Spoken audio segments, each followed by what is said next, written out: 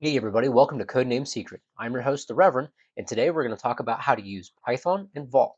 Now, these are two really awesome products that work well together utilizing HVAC, which is a Python client library for HashiCorp. It works really well and can be a little confusing if you're not sure really how to use it or what it's for. So we'll take a quick overview of how to use it, and hopefully this will help you in all of your future Python and Vault needs. All right, this is really straightforward. If you're using Python with HVAC, couple things to keep in mind. First, you have to import HVAC. Once you've imported HVAC, you just need to define a few things. Now here we're using open source Vault, so the only thing we have to do is define, like we see on line 12, client equal HVAC.client, and then the address where Vault lives. It can be a fully qualified domain name, or it could just be IP address. If you're an Enterprise Vault consumer and you're using a namespace, you can see on line 6, very similar to line 12, the only difference is comma namespace equal after the URL. After that, it's pretty much the same.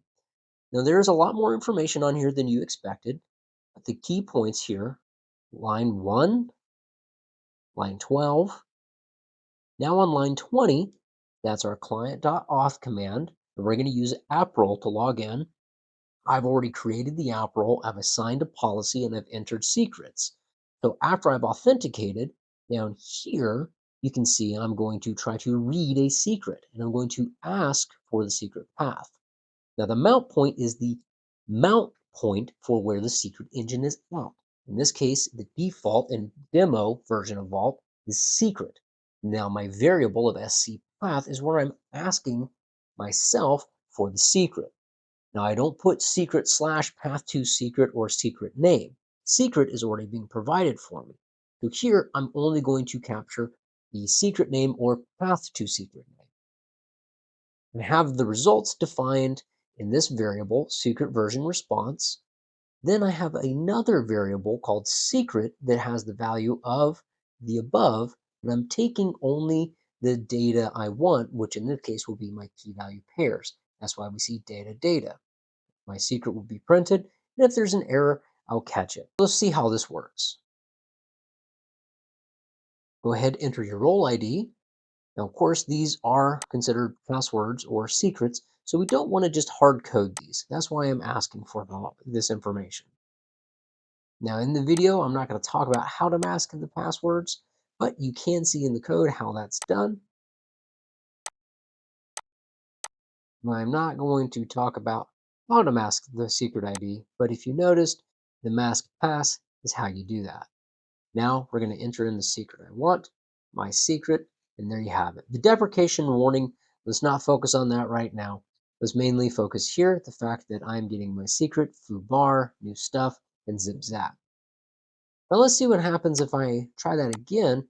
Try to ask for a secret that either isn't there, or maybe I put in the secret incorrectly that I'm trying to get.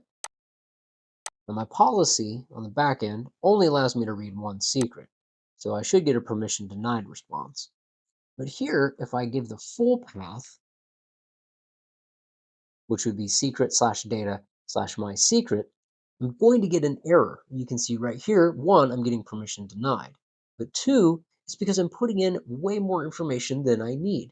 The HVAC client already knows my mount point is secret. I don't have to put data because that's covered by the HVAC client.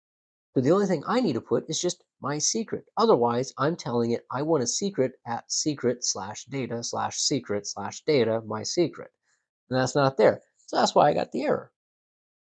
Only put in what you need. And in this case, it's going to be the name of the secret or the sub path to secret, not the entire path.